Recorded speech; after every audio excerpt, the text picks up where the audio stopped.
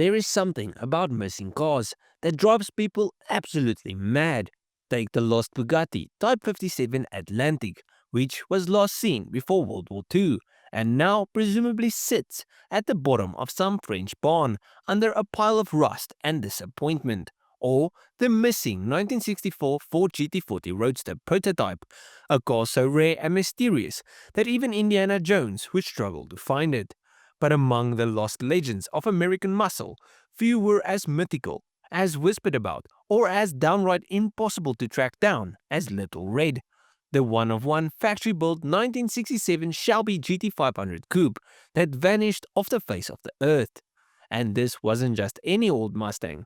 This was a hardtop prototype with a big block 428 Police Interceptor engine, a twin 4-barrel carb setup, and the kind of Shelby development madness that made grown men weak at the knees.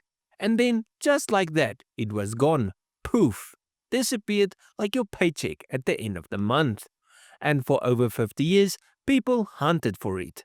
Some thought it was scrapped, others insisted it had been stashed away by a secretive collector. In reality, it was rotting away in a field in Texas, waiting for somebody to save it from an undignified death as an oversized flower pot. But to understand why Little Red became the stuff of legend, first need to understand what Shelby was up to in 1967. Up until this point, Shelby had been working with the Mustang Fastback, turning it into a fire-breathing GT350, and then in 67, taking it a step further with the GT500. That car got Ford's monstrous 428 cubic inch V8 and an aggressive new look that made it clear the pony car had been to the gym and was now looking to pick fights with Corvettes. But what if they made a coupe version? Would it have been a better Grand Tourer, a more stable platform for raw speed, or simply a mad experiment in a time when Detroit was doing a lot of, shall we say, experimental things? Well, Little Red was Ford's attempt to find out. Unlike regular 67 Mustangs, which had the 428 as an option, but with a single carburetor, Little Red rolled out of the San Jose plant with dual quads, making it a true prototype. It also got Shelby's usual trickery, redesigned bodywork, functional side scoops, Mercury Cougar taillights, an aggressive hood, and the kind of presence that made Camaros feel deeply inadequate. Then there was the engine. This wasn't just any 428, it was a testbed for all sorts of mad Shelby experiments. At one point, it had a Paxton supercharger bolted on, because why not? This was peak 1960s American muscle car thinking. But before it disappeared into the abyss, Little Red played an important role in Mustang's history. A Ford district manager named Lee Gray borrowed it for a few weeks and noticed that people wouldn't stop going at it. He had the genius idea of taking this special Mustang, toning it down just a bit and turning it into a regional special. The result, the 1968 California Special. That's right, one of the most collectible Mustangs ever made exists because of Little Red. Ford basically looked at the one-off Shelby coupe and said, yeah, we should make a little more affordable version of that. So even though Little Red never reached production, its DNA lived on in Mustangs that made it to customer driveways. But then it was gone. Where did it go?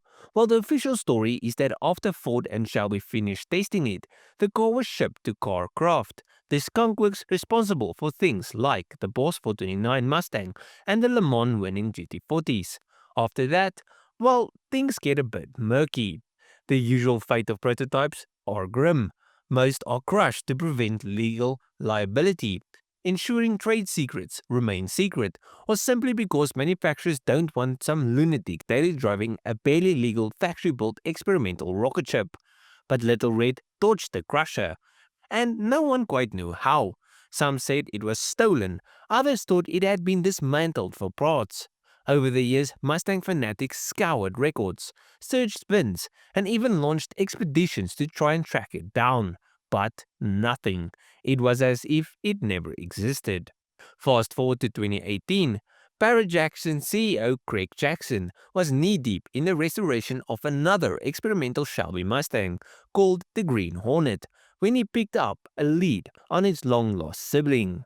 After following a paper trail and some serious detective work, Jackson and Mustang restoration guru Jason Billups found Little Red sitting in a Texas field. And I don't mean it was parked in a barn, wrapped in blankets, waiting for some enthusiast to come along and give it a new lease on life. I mean, it was rotting, missing its front end, covered in rust, and surrounded by a graveyard of parts that had once been cutting edge. This wasn't a barn find, it was an archaeological dig. The owner had no idea what he had. To him, it was just another old Mustang, probably not even worth restoring. But Jackson knew better. He built the car on the spot and immediately set about bringing it back to its former glory. Now, restoring a one-of-one prototype is not easy. There's no parts catalog to reference, no original blueprint to consult, and no production cost to use as a guideline. Every panel, every mechanical component, every nut and bolt had to be meticulously researched and either restored or recreated from scratch. But Billups and his team did it. They stripped the car to bare metal, reconstructed missing parts, and faithfully returned Little Red to the exact specification it had in 1967. Candy apple red paint, black vinyl roof, dual carport 28, everything. By early 2020, the restored Little Red was finally unveiled, sitting next to its long-lost sibling, Green Hornet, at a Barrett-Jackson event. For the first time in over 50 years, Mustang fans could see the two experimental Shelby GT500 coupes side by side. But at the end of it all, when most people think of Mustangs, they see them as either boulevard cruisers or quarter-mile destroyers. But Little Red was something different. It was a car built not just to be fast, but to push the limits of what a Mustang could be. It was a Grand Tourer, an experiment in forced induction, and a machine that laid the groundwork for special edition Mustangs to come. And it nearly didn't survive. If it had been scrapped, we'd be left with nothing but old photographs and rumors. Luckily, it lives on as a rolling piece of history, a reminder that sometimes legends can be brought back from the dead. But at the end of this video, please let me know what you guys thought of this video and what you guys think of this car.